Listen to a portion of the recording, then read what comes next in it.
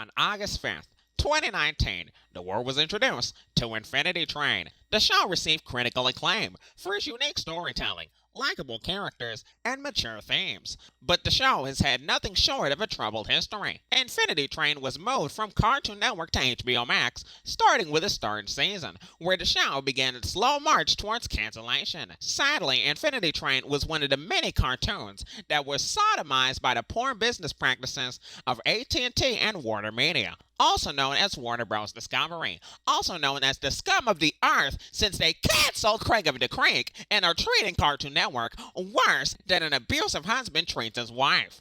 But anyway, ever since Infinity Train was canceled faster than a comedian who dares to criticize women, everybody has been asking the same question. Should the show come back? And while most cartoon tubers will say, hell yes, then start drooling uncontrollably at the thought of their favorite Infinity Train waifus finally coming back to their dirty, smegma-encrusted computer monitors, I actually have a different take. You see, Infinity Train was made in 2019, a time when the woke wascals were completely out of control. But over time, the show became increasingly woke in subtle ways. In the second season, they introduced a woman with short hair, which is already pretty woke. But then in season 3, they made a political woman one of the main characters. Are you serious? I could not handle that. I can't even stand next to one of those people without passing out from the smell of menthols and cheap malt liquor. And by the fourth season, I was completely fucking done. They had two men as their main character,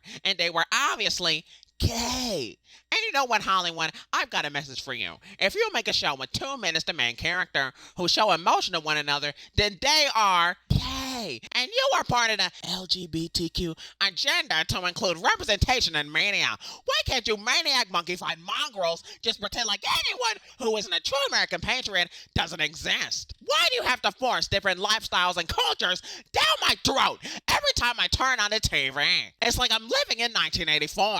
No, screw that. That would be paradise compared to the future that liberals want. This is why we need to rise up, take a stand, take action, and tell these woke wackos to get the heck out of here with this buck-wild foolishness. Get these scoundrels off our screens and out of this great nation before they fuck it all up for the rest of us.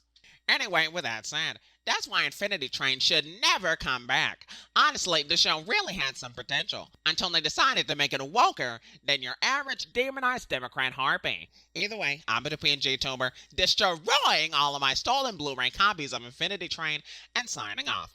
Bye.